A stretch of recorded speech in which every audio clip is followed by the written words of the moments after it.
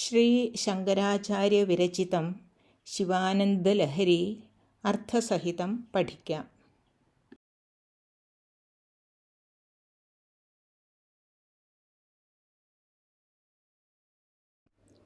വന്ദനശ്ലോകം. അഖണ്ഡമണ്ഡലാകാരം വ്യാപ്തം യേന ചരാചരം തത്പദം ദർശിതം യേന തസ്മൈ ശ്രീഗുരവേ നമഃ.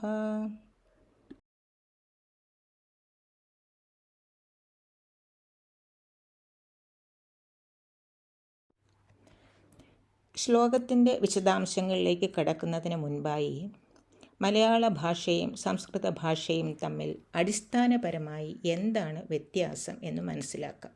ആ വ്യത്യാസം അറിഞ്ഞു കഴിഞ്ഞാൽ സംസ്കൃത ഭാഷാ പഠനം വളരെ എളുപ്പമാണ് എന്നുള്ളതാണ് എൻ്റെ ഒരു അനുഭവം.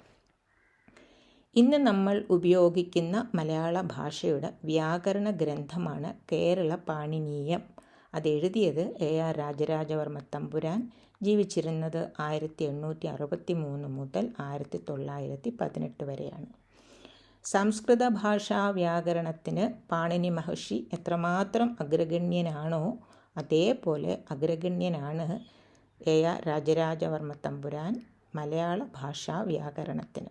അതിനാലാണ് അദ്ദേഹത്തിന് കേരള പാണിനി എന്ന ഒരു ബഹുമതി നൽകി ആദരിച്ചിരിക്കുന്നത്. അദ്ദേഹത്തിൻ്റെ വ്യാകരണ ഗ്രന്ഥമായ കേരള പാണിനീയത്തിൽ മലയാള വിഭക്തി പ്രത്യയങ്ങൾക്ക് ഒരു കാരികയുണ്ട്. കാരിക എന്ന് പറഞ്ഞാൽ എന്തെങ്കിലും ഒരു വിഷയം എളുപ്പത്തിൽ ഹൃദിസ്ഥമാക്കുന്നതിന് വേണ്ടി ഒരു ശ്ലോക രൂപത്തിൽ എഴുതിയിരിക്കുന്നതിനെയാണ് കാരിക എന്ന് പറയുന്നത്. അപ്പോൾ ഈ കാരികയിൽ മലയാള ഭാഷയിലെ വിഭക്തി പ്രത്യയങ്ങൾ എല്ലാം ഉണ്ട്. അതൊരു ശ്ലോക രൂപത്തിൽ എഴുതിയിരിക്കുന്നു. ഞാൻ വായിക്കാം. അതെന്നു പ്രഥമയ്ക്കർത്ഥം ദ്വിതീയയ്ക്കതിനെ പുനഃ ചൊല്ലേണം അതിനോടെന്നും ദ്വിതീയയ്ക്കർത്ഥമായി വരും. തൃതീയ ഹേതുവായിക്കൊണ്ടാലോടൂടെ ഇതിക്രമാത് ആയിക്കൊണ്ട് ചതുർത്ഥീച്ച സർവത്ര പരികീർത്തിത. അതിങ്കൽ നിന്നും അതിനേക്കാൾ ഹേതുവായിട്ടു പഞ്ചമി ഇക്കുമിന്നുമുടെ ഷഷ്ടിക്കതിൻ്റെ വച്ചും എന്നപി അതിങ്കൽ അതിൽ വച്ചെന്നും വിഷയം സപ്തമി മത. ഇതാണ് ആ കാരിക. ഈ കാരികയിൽ മലയാള ഭാഷയിലെ എല്ലാ വിഭക്തി പ്രത്യയങ്ങളും ഉണ്ട്. അത് എന്ന് പ്രഥമയ്ക്കർത്ഥം, അത് പ്രഥമ. ഉദാഹരണം, ബാല എന്ന ഒരു മൂല ശബ്ദം നമ്മൾ എടുക്കുകയാണെങ്കിൽ ആ ബാല എന്നതിനോട് ഇൻ എന്ന് ചേർക്കുമ്പോൾ ബാലൻ ആയിത്തീരുന്നു. ബാലൻ എന്നതാണ് പദം. ബാല എന്നത് മൂലശബ്ദമാണ്. ഈ പദം മാത്രമേ നമ്മൾക്കൊരു വാക്യത്തിൽ ഉപയോഗിക്കുവാൻ സാധിക്കുകയുള്ളൂ. അപ്പോൾ ഇൻ എന്നത് പ്രത്യയവും ബാല എന്നത് പ്രകൃതിയുമാണ്. ബാലൻ എന്നത് പദം. അടുത്തത്, ദ്വിതീയയ്ക്കതിനെ പുനഃ ചൊല്ലേണം അതിനോടെന്നും.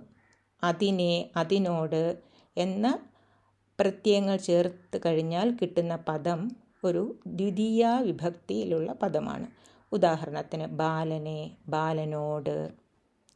അടുത്തത്, തൃതീയ ഹേതുവായിക്കൊണ്ടാലോടൂടെ ഇതിക്രമാത്. ഹേതുവായിട്ട്, കൊണ്ട്, ആൽ, ഉടെ, ഊട് ഈ പ്രത്യയങ്ങൾ ചേർത്ത് കഴിഞ്ഞാൽ കിട്ടുന്ന പദം ഒരു തൃതീയ വിഭക്തിയിലുള്ള പദമാണ്. ഉദാഹരണത്തിന് ബാലനെ കൊണ്ട്, ബാലനാൽ, ബാലനിലൂടെ. അടുത്തത്, ആയിക്കൊണ്ട് ചതുർത്ഥീച്ച സർവത്ര പരികീർത്തിത. സർവത്ര പരികീർത്തിത അതെല്ലാം ആ ശ്ലോകത്തിനൊരു ഭംഗി കൂട്ടാൻ വേണ്ടി ചേർത്തിരിക്കുന്നതാണ്. ആയിക്കൊണ്ട്, ബാലനായിക്കൊണ്ട്, ബാലനു വേണ്ടി. അത് ആ പ്രത്യയങ്ങൾ ചേർത്ത് കഴിഞ്ഞാൽ കിട്ടുന്ന പദം ഒരു ചതുർത്ഥി വിഭക്തിയിലുള്ള പദമായിരിക്കും. അടുത്തത്, അതിങ്കൽ നിന്നും അതിനേക്കാൾ ഹേതുവായിട്ട് പഞ്ചമി. അതിങ്കൽ നിന്നും അതിനേക്കാൾ, ഹേതുവായിട്ട് എന്തെങ്കിലും കാരണം, ഈ പ്രത്യയങ്ങൾ ചേർത്ത് കഴിഞ്ഞാൽ കിട്ടുന്ന പദം പഞ്ചമി വിഭക്തിയിലുള്ള പദമാണ്. ബാലനിൽ നിന്നും, ബാലനേക്കാൾ. ഇക്കുമിന്നുമുടെ ഷഷ്ടിക്കതിൻ്റെ വച്ചും എന്നപി. ഇക്ക്, മിന്ന്, ഉട്, അതിൻ്റെ, വച്ച് ഇങ്ങനെയുള്ള പ്രത്യയങ്ങൾ ചേർത്ത് കഴിഞ്ഞാൽ കിട്ടുന്ന പദം ഒരു ഷഷ്ഠി വിഭക്തിയിലുള്ള പദമായിരിക്കും. ഉദാഹരണത്തിന് ബാലനുടെ, ബാലൻ്റെ, ബാലനെ വച്ച് സീതയ്ക്ക് ഉയരം അധികമുണ്ട് എന്ന് നമ്മൾ പറയുമ്പോൾ അതൊരു താരതമ്യമാണ്. അങ്ങനെയുള്ള പദങ്ങളും ഷഷ്ഠി വിഭക്തിയിലാണ്. അതിങ്കൽ അതിൽ വച്ചെന്നും വിഷയം സപ്തമീമത, ബാലനിൽ വച്ച് ഇങ്ങനെ ഉള്ള പ്രത്യയങ്ങൾ ചേർത്ത് കഴിഞ്ഞാൽ കിട്ടുന്ന പദം ഒരു സപ്തമി വിഭക്തിയിലുള്ള പദമാണ്. ഇനിയും ഒരു ചോദ്യത്തിൻ്റെ ഉത്തരം പ്രഥമാ വിഭക്തിയിൽ കിട്ടണമെങ്കിൽ നമ്മൾ ചോദിക്കേണ്ട ചോദ്യം ആര്, ഏത് എന്ന് വെച്ച് നമ്മളൊരു ചോദ്യം ചോദിച്ചാൽ അതിൻ്റെ ഉത്തരം പ്രഥമാ വിഭക്തിയിലായിരിക്കും. അടുത്തത് ആരോട്, ആരെ, ഏതിനെ, ഏതിനോട് ഇങ്ങനെയെല്ലാം വെച്ച് ചോദിക്കുന്ന ചോദ്യത്തിൻ്റെ ഉത്തരം ദ്വിതീയ വിഭക്തിയിലുള്ള പദമായിരിക്കും. ആരെക്കൊണ്ട്, ആരാൽ, ആരിലൂടെ, എന്തുകൊണ്ട്, ഹേതു, എന്തിനാൽ, എന്തിലൂടെ ഇങ്ങനെയെല്ലാം വെച്ച് ചോദിക്കുന്ന ചോദ്യത്തിൻ്റെ ഉത്തരം തൃതീയ വിഭക്തിയിലുള്ള ഒരു പദമായിരിക്കും. ആർക്കു വേണ്ടി, എന്തിനായിക്കൊണ്ട്, എന്തിനു വേണ്ടി ഇങ്ങനെയെല്ലാം നമ്മൾ ചോദിച്ചാൽ കിട്ടുന്ന ഉത്തരം ഒരു ചതുർത്ഥി വിഭക്തിയിലുള്ള പദമായിരിക്കും. ആരിൽ നിന്ന്, ആരേക്കാൾ, ഏതിൽ നിന്ന്, ഏതിനേക്കാൾ, എന്തുകൊണ്ട്, കാരണം, ഹേതു ഇങ്ങനെയെല്ലാം ചോദിക്കുമ്പോൾ കിട്ടുന്ന ഉത്തരം പഞ്ചമി വിഭക്തിയിലുള്ളതായിരിക്കും. ആർക്ക്, ആരുടെ, ആരിൽ വെച്ച് അതൊരു താരതമ്യമാണ്. ഏതിൻ്റെ, ഏതിൽ വെച്ച്, എന്തിൻ്റെ ഇങ്ങനെയെല്ലാം ചോദിച്ചാൽ കിട്ടുന്ന ഉത്തരം അതൊരു ഷഷ്ഠി വിഭക്തിയിലുള്ള പദമായിരിക്കും. ആരിൽ, ഏതിൽ, എന്തിൽ, ആരിൽ വെച്ച്, ഏതിൽ വെച്ച് ഇങ്ങനെ ചോദിച്ചാൽ കിട്ടുന്ന ഉത്തരം സപ്തമി വിഭക്തിയിലായിരിക്കും. ബാലനിൽ വച്ച്.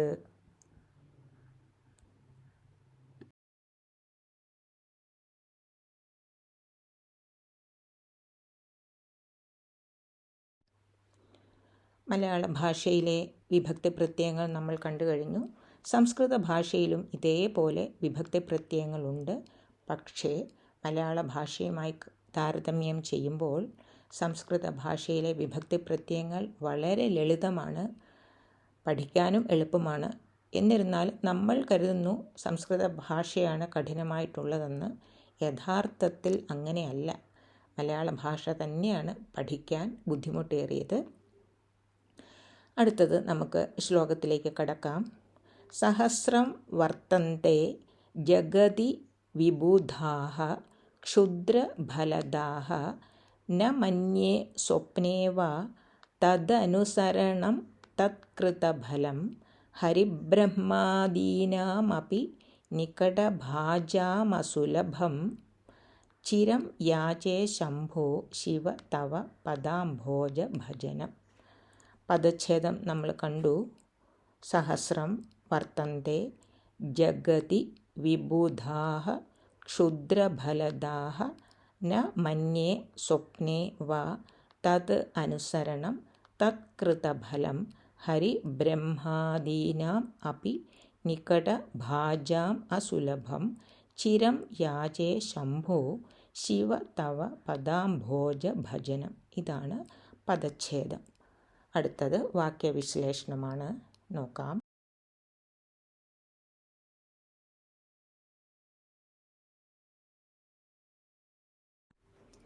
വാക്യവിശ്ലേഷണത്തിൽ ശ്ലോകത്തിലെ ക്രിയാപദങ്ങൾ, നാമപദങ്ങൾ, അവ്യയങ്ങൾ എല്ലാം വേർതിരിച്ചെടുക്കാം. ക്രിയാപദങ്ങൾ 3 ഈ ശ്ലോകത്തിൽ. ആദ്യത്തേത് വർത്തന്തെ. അത് പ്രഥമ പുരുഷ ബഹുവചന വർത്തമാനകാല പദമാണ്. പ്രഥമ പുരുഷൻ എന്ന് പറഞ്ഞാൽ അവൻ, അവർ 2 പേർ, അല്ലെങ്കിൽ രാമൻ, സീത, അങ്ങനെയാണ് പ്രഥമ പുരുഷൻ എന്നതുകൊണ്ട് ഉദ്ദേശിക്കുന്നത്. ഉത്തമ പുരുഷൻ എന്ന് പറഞ്ഞാൽ ഞാൻ, ഞങ്ങൾ 2 പേർ, അത്. മധ്യമ പുരുഷൻ എന്ന് പറഞ്ഞാൽ നീ, നിങ്ങൾ, അതാണ് മധ്യമ പുരുഷൻ. അടുത്തത് ക്രിയാപദം മന്യേ. അത് ഉത്തമ പുരുഷ ഏകവചന വർത്തമാനകാല പദമാണ്. മന്യേ ഏകവചനം, മന്യാവഹേ ദ്വിവചനം, മന്യാമഹേ ബഹുവചനം. യാചേ അതും ഉത്തമ പുരുഷ ഏകവചന വർത്തമാനകാല പദമാണ്. യാചേ എന്ന് പറഞ്ഞാൽ ഏകവചനം, യാചാവഹേ ദ്വിവചനം, യാചാമഹേ ബഹുവചനം. യാചേ എന്ന് പറഞ്ഞാൽ കർത്താവ് ഏകവചനമാണ്. യാചാവഹേ എന്ന് പറഞ്ഞാൽ ക്രിയ ദ്വിവചനം, അതിനാൽ കർത്താവും ദ്വിവചനം, രണ്ടുപേർ എന്നർത്ഥം. യാചാമഹേ ക്രിയാപദം ബഹുവചനം, അതിനാൽ കർത്താക്കളും രണ്ടിൽ കൂടുതൽ ആളുകൾ എന്നർത്ഥം. നാമപദങ്ങൾ നോക്കാം. ശംഭോ, ശിവ, ഇത് രണ്ടുമാണ് ഇതിലുള്ള സംബോധന പദങ്ങൾ. സഹസ്രം അത് അകാരാന്ത നപുംസകലിംഗ സഹസ്ര എന്ന ശബ്ദത്തിൻ്റെ ഏകവചനമാണ്. സഹസ്രം അതൊരു സംഖ്യയെ കാണിക്കുന്ന പദമായതുകൊണ്ട് അതെപ്പോഴും ഏകവചനത്തിൽ തന്നെയായിരിക്കും. സഹസ്രം ജനാഹ എന്ന് പറഞ്ഞാൽ 1000 ആളുകൾ എന്നർത്ഥം. ജഗതി അത് തകാരാന്ത നപുംസകലിംഗ ജഗത്ത് എന്ന ശബ്ദത്തിൻ്റെ സപ്തമി ഏകവചനമാണ്. വിബുധാഹ അകാരാന്ത പുല്ലിംഗ വിബുധ എന്ന ശബ്ദത്തിൻ്റെ പ്രഥമാ വിഭക്തി ബഹുവചനമാണ്. ക്ഷുദ്രഫലദാഹ അകാരാന്ത പുല്ലിംഗ ഫലദ എന്ന ശബ്ദത്തിൻ്റെ പ്രഥമാ വിഭക്തി ബഹുവചനം. സ്വപ്നേ അകാരാന്ത നപുംസകലിംഗ സ്വപ്ന എന്ന ശബ്ദത്തിൻ്റെ സപ്തമി ഏകവചനം. തത് അനുസരണം സമസ്തപദമാണ്. സരണ എന്ന ശബ്ദത്തിൻ്റെ ദ്വിതീയ ഏകവചനം. തത്കൃതഫലം അകാരാന്ത നപുംസകലിംഗ ഫല ദ്വിതീയ ഏകവചനം. ഹരിബ്രഹ്മാദീനാം ഇകാരാന്ത പുല്ലിംഗ ആദി എന്ന ശബ്ദത്തിൻ്റെ ഷഷ്ടി ബഹുവചനം. നികടഭാജാം ജകാരാന്ത പുല്ലിംഗ ഭാജ് എന്ന ശബ്ദത്തിൻ്റെ ഷഷ്ടി ബഹുവചനം. അസുലഭം അകാരാന്ത നപുംസകലിംഗ സുലഭ എന്ന ശബ്ദത്തിൻ്റെ ദ്വിതീയ ഏകവചനമാണ്. തവ ദകാരാന്ത സർവനാമ യുഷ്മത് എന്ന ശബ്ദത്തിൻ്റെ ഷഷ്ടി ഏകവചനം. പദാംഭോജ ഭജനം അകാരാന്ത നപുംസകലിംഗ ഭജന എന്ന ശബ്ദത്തിൻ്റെ ദ്വിതീയ വിഭക്തി ഏകവചനം. അവ്യയങ്ങൾ എന്ന് പറഞ്ഞാൽ അതിന് വിഭക്തി ഉണ്ടാവില്ല, ഒരു വ്യത്യാസവും ഉണ്ടാകില്ല. അങ്ങനെയുള്ള പദങ്ങളെയാണ് അവ്യയങ്ങൾ എന്ന് പറയുന്നത്. മലയാള ഭാഷയിലും ഉണ്ടത്. ഈ ശ്ലോകത്തിലുള്ള അവ്യയങ്ങൾ ന, വാ, അപി, ചിരം. ഇനി അടുത്തത് ഓരോരോ ചോദ്യങ്ങൾ ചോദിച്ച് ഈ ശ്ലോകത്തിലുള്ള പദങ്ങളെ ആ ക്രിയാപദത്തിനോട് നമ്മൾക്ക് ചേർക്കാവുന്നതാണ്.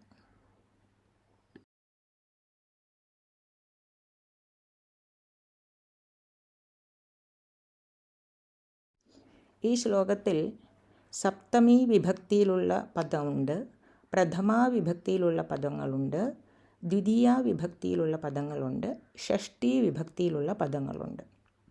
അതുകൊണ്ട് തന്നെ പ്രഥമാ വിഭക്തിയിലുള്ള പദങ്ങൾ ഉത്തരമായി കിട്ടണമെങ്കിൽ നമ്മൾ ചോദിക്കേണ്ട ചോദ്യം ആര്, ഏത്. ദ്വിതീയ വിഭക്തിയിലാണെങ്കിൽ നമ്മൾ ചോദിക്കേണ്ട ചോദ്യം ആരോട്, ആരെ, ഏതിനെ, ഏതിനോട് എന്നതാണ്. ഷഷ്ടി വിഭക്തിയിലാണെങ്കിൽ ആർക്ക്, ആരുടെ, ആരിൽ വെച്ച്, ഏതിൻ്റെ, ഏതിൽ വെച്ച്, എന്തിൻ്റെ ഇങ്ങനെ ചോദിക്കാവുന്നതാണ്. സപ്തമി വിഭക്തിയിലാണെങ്കിൽ ആര്, ആരിൽ, ഏതിൽ, എന്തിൽ, എവിടെ, ആരിൽ വെച്ച്, ഏതിൽ വെച്ച് ഇങ്ങനെ ചോദ്യങ്ങൾ ചോദിക്കാവുന്നതാണ്. ഈ ശ്ലോകത്തിൽ ഓർക്കുക, പ്രഥമാ വിഭക്തി പദങ്ങളുണ്ട്, ദ്വിതീയ വിഭക്തിയിലുള്ള പദങ്ങളുണ്ട്, ഷഷ്ടി വിഭക്തിയിലുള്ള പദങ്ങളുണ്ട്, സപ്തമി വിഭക്തിയിലുള്ള പദങ്ങളുണ്ട്.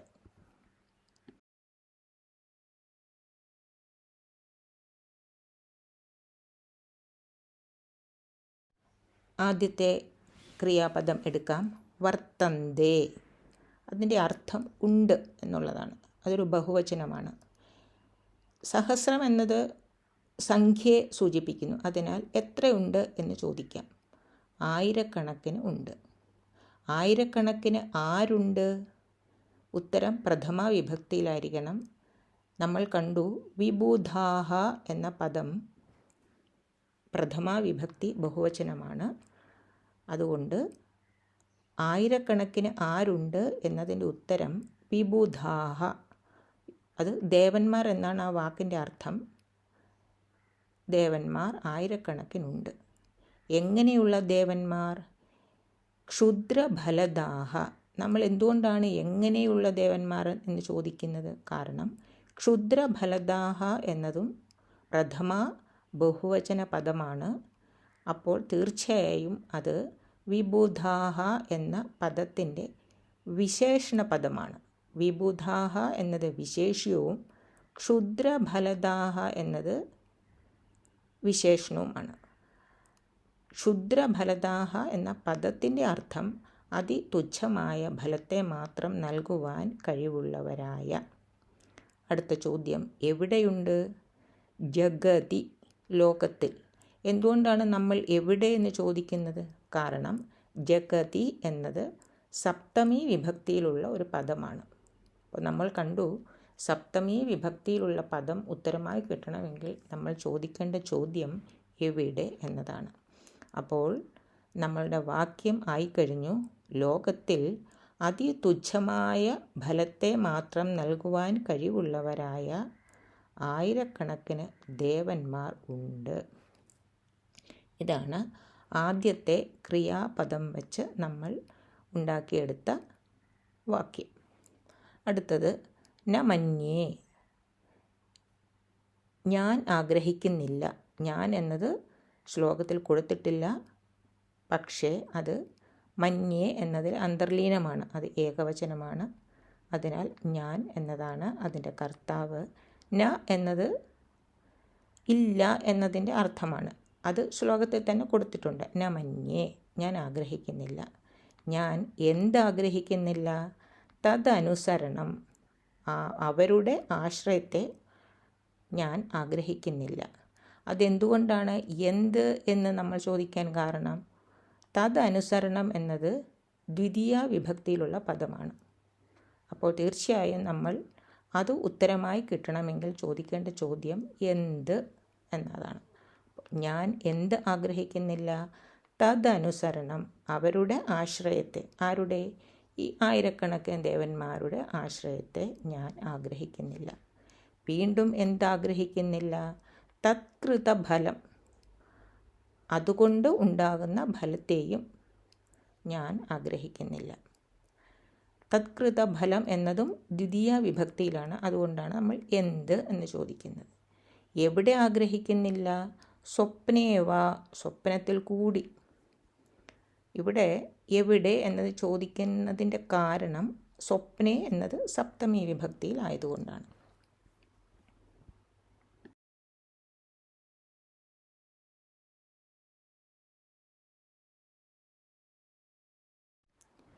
ഈ ശ്ലോകത്തിലെ അടുത്ത ക്രിയാപദം യാചേ, ഞാൻ യാചിക്കുന്നു.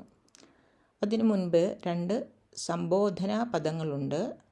ശംഭോ, സുഖങ്ങൾക്കെല്ലാം നിദാനമായ ശിവ അല്ലയോ മംഗളമൂർത്തേ, ഞാൻ യാചിക്കുന്നു. എപ്രകാരം യാചിക്കുന്നു? ചിരം, എല്ലായ്പ്പോഴും. എന്ത് യാചിക്കുന്നു? പദാംഭോജ ഭജനം. ആരുടെ പദാംഭോജ ഭജനം? തവ, അങ്ങയുടെ. എന്തുകൊണ്ടാണ് ഇവിടെ എന്ത് യാചിക്കുന്നു എന്ന് ചോദിക്കുന്നത്? പദാംഭോജ ഭജനം എന്നത് ദ്വിതീയ വിഭക്തിയിലുള്ള പദമായതുകൊണ്ടാണ് നമ്മൾ എന്ത് എന്ന് ചോദിക്കുന്നത്. ആരുടെ എന്ന് ചോദിക്കുമ്പോൾ കിട്ടുന്ന ഉത്തരം ഷഷ്ടി വിഭക്തിയിലുള്ളതാണ്. തവ എന്നത് ഷഷ്ടി വിഭക്തിയിലുള്ള പദമാണ്. അതിനാലാണ് നമ്മൾ ആരുടെ പദാംഭോജ ഭജനം എന്ന് ചോദിക്കുന്നത്. തവ, അങ്ങയുടെ. അങ്ങയുടെ എങ്ങനെയുള്ള പദാംഭോജ ഭജനം? അസുലഭം, സുലഭമല്ലാത്തത്. എന്തുകൊണ്ടാണ് നമ്മൾ എങ്ങനെയുള്ളതെന്ന് ചോദിക്കുന്നത്? കാരണം പദാംഭോജ ഭജനം എന്ന പദത്തിൻ്റെ വിശേഷണമാണ് അസുലഭം എന്നത്. രണ്ടും ദ്വിതീയ വിഭക്തിയിലുള്ള പദങ്ങളാണ്. ആർക്ക് സുലഭമല്ലാത്തത്? ഹരിബ്രഹ്മാദീനാമപി, വിഷ്ണു, ബ്രഹ്മാവ് മുതലായവർക്കു പോലും. എങ്ങനെയുള്ള ഹരിബ്രഹ്മാദീനാം? നികടഭാജാം, അടുത്ത് നിൽക്കുന്നവരായ ബ്രഹ്മ, വിഷ്ണു മുതലായവർക്കു പോലും അസുലഭമായിട്ടുള്ള അങ്ങയുടെ പദകമലങ്ങളുടെ ഭജനം എല്ലായ്പ്പോഴും ഞാൻ യാചിക്കുന്നു എന്നർത്ഥം.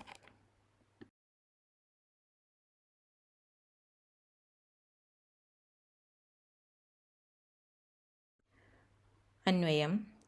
ജഗതി ക്ഷുദ്രഫലദാഃ വിബുധാഃ സഹസ്രം വർത്തന്തെ, സ്വപ്നേ വാ തദനുസരണം തത്കൃതഫലം ന മന്യേ. ഹേ ശംഭോ, ശിവ, നികടഭാജാം ഹരിബ്രഹ്മാദീനാം അപി അസുലഭം തവ പദാംഭോജ ഭജനം അഹം ചിരം യാചേ. ഇതാണ് അന്വയം. ഇപ്പോൾ നമ്മുടെ ശ്ലോകം ഒരു ഗദ്യരൂപത്തിലായി കഴിഞ്ഞു. ഇതിൽ 3 വാക്യങ്ങളുണ്ട്. ഓരോ വാക്യത്തിനും ഓരോ ക്രിയാപദങ്ങളും ഉണ്ട്. ശ്ലോകത്തിൻ്റെ അർത്ഥം നോക്കാം. ലോകത്തിൽ അതിതുച്ഛമായ ഫലത്തെ മാത്രം നൽകുവാൻ കഴിവുള്ളവരായ ദേവന്മാർ ആയിരക്കണക്കിനുണ്ട്. സ്വപ്നത്തിൽ കൂടി അവരുടെ ആശ്രയത്തെയും അതുകൊണ്ടുണ്ടാകുന്ന ഫലത്തെയും ഞാൻ ആഗ്രഹിക്കുന്നില്ല.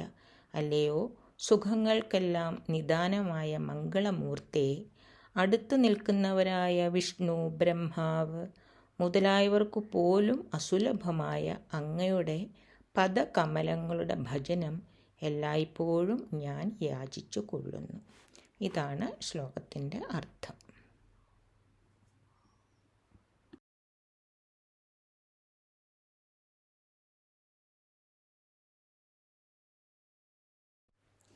മംഗളശ്ലോകം.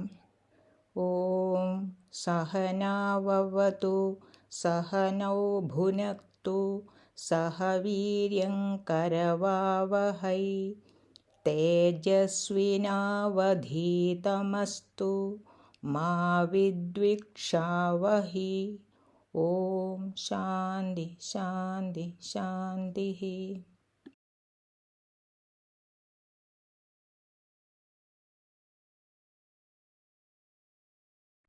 ഈ ചാനലിൽ പ്രതിപാദിക്കുന്ന വിഷയങ്ങൾ നിങ്ങൾക്ക് പ്രയോജനപ്പെടുന്നുവെങ്കിൽ ചാനൽ സബ്സ്ക്രൈബ് ചെയ്ത് പ്രോത്സാഹിപ്പിക്കുക.